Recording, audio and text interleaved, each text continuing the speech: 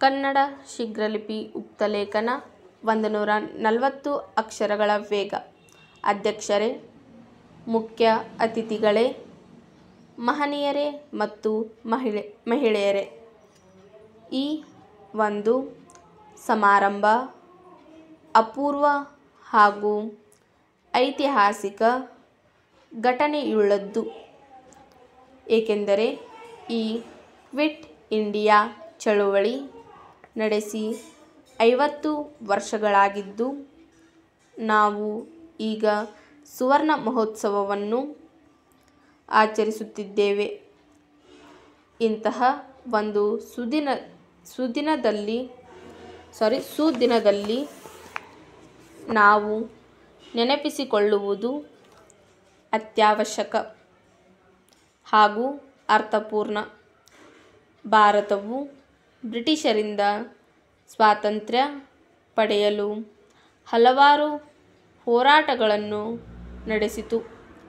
1857ರಲ್ಲಿ ಮೊದಲನೆಯ ಸ್ವಾತಂತ್ರ್ಯ ಸಂಗ್ರಾಮ ನಡೆದು ಅದನ್ನು ಬ್ರಿಟಿಷರು ಸಿಪಾಯಿ ದಂಗೆ ಎಂದು ಕರೆದರು.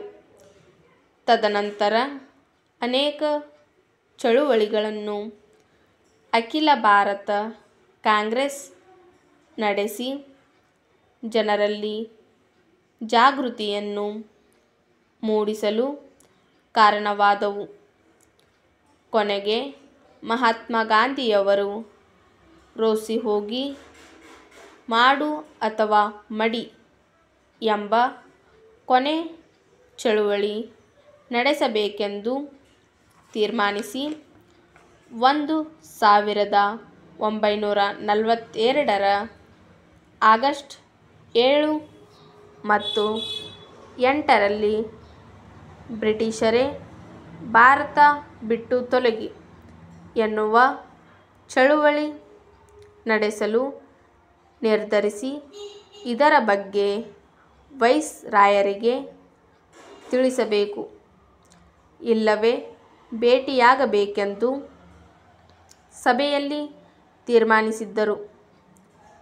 ಅದೇ ವೇಳೆಯಲ್ಲಿ ಸರ್ಕಾರವು ಗಾಂಧೀಜಿ, ನೆಹರು, ಪಟೇಲ್, ಕಸ್ತೂರಿಬಾ, ಮೌಲಾನಾ ಅಬುಲ್ ಕಲಾಂ ಆಜಾದ್, ಗೋವಿಂದ ವಲ್ಲಭ ಪಂತ್ ಮುಂತಾದವರನ್ನು ಜೈಲಿನಲ್ಲಿಟ್ಟರು.